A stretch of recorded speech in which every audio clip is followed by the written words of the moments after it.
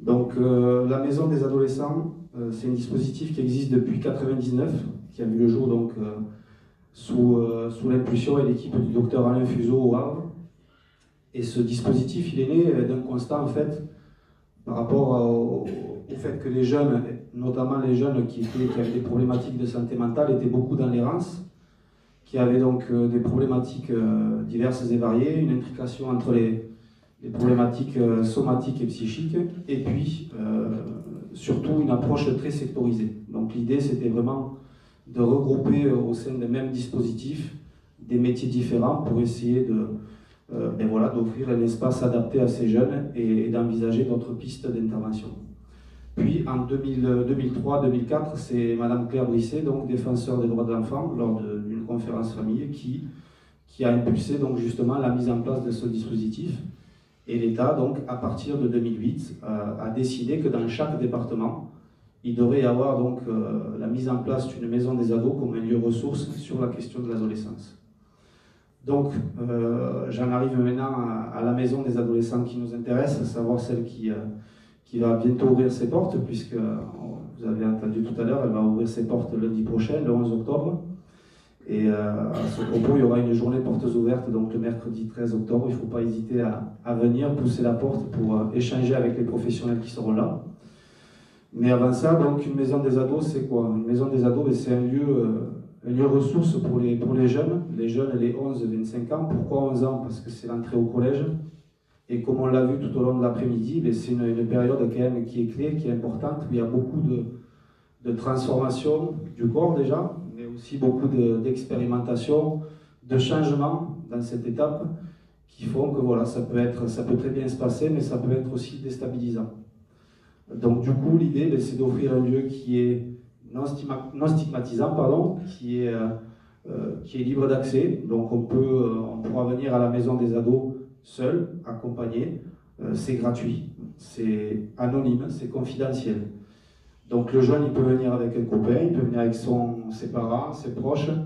Voilà, tout est possible en termes d'accueil. Et l'idée, c'est vraiment d'être sur de l'accueil, de l'écoute, de l'information, de l'évaluation et ensuite de l'orientation soit en interne auprès des professionnels de la maison des ados, soit en externe auprès d'autres acteurs qui œuvrent autour de l'adolescence. Donc au sein de la maison des ados, on va trouver une équipe pluridisciplinaire qui est composée de médecins psychiatres, de médecins généralistes pédiatres, de psychologues, d'éducateurs, d'une infirmière psy. Il y aura aussi un agent d'accueil et moi-même. Et donc l'objectif, c'est vraiment d'avoir, ça c'est vraiment la composition de départ, mais c'est vraiment d'avoir le plus de métiers possible pour justement avoir des regards croisés, avoir des analyses vraiment partagées sur des situations et pouvoir apporter la meilleure réponse possible aux jeunes et à ceux qui l'entourent en fait. Donc c'est un dispositif aussi en direction des parents proches, c'est-à-dire quand on est parents, on est confronté parfois à des situations complexes, donc, ou en tout cas des changements d'attitude de la part de nos enfants. Le jeune, il rentre au collège, peu de temps après, je ne comprends pas trop, je ne le vois plus trop, finalement il mange et puis il s'échappe, il est dans sa chambre, qu'est-ce qui se passe, il s'isole. J'ai du mal à dialoguer avec lui, alors que finalement avant c'était simple, les rapports étaient faciles. C'est finalement ce qu'on évoquait tout à l'heure dans la question de l'attachement, du détachement et de cette phase où il y a cette construction identitaire et puis il y a ces nouvelles rencontres, ces nouveaux environnements. Tout ça, mais ça fait que le jeune, il change et il peut nous déstabiliser en tant que parents. Donc l'objectif, ça sera aussi d'offrir aux parents, aux proches, à toutes les personnes finalement qui sont autour des ados, un lieu où on peut venir penser la question de l'adolescence. On va pouvoir venir avec ces questions parce qu'aujourd'hui, il y a plein de choses qui ont évolué. On a parlé des réseaux sociaux, on a parlé d'harcèlement, de mal-être. Il y a la pandémie aussi qui est encore là, qui a fait des dégâts. On a eu quelques chiffres tout à l'heure. Il y a ces phobies, ces anxiétés, ces angoisses. Et donc, l'idée, c'est vraiment d'offrir un lieu qui est neutre, où on va pouvoir trouver un professionnel qui va passer un moment avec nous, nous écouter. Alors ça peut être un seul rendez-vous, comme ça peut être une petite prise en charge de courte durée. Et s'il y a vraiment besoin d'un accompagnement au long cours, ça va être une redirection vers des services les plus adaptés possibles. Et puis en fait, finalement, pour le troisième acteur, je dirais, ce sont les professionnels. Donc l'objectif, ce sera d'offrir aussi un lieu pour les professionnels de divers horizons qui puissent venir pousser la porte d'AMDA. Pourquoi pas travailler autour de l'analyse de situations complexes pour justement pouvoir, à travers des regards croisés, des métiers différents, envisager des actions qui pourraient répondre à ces situations.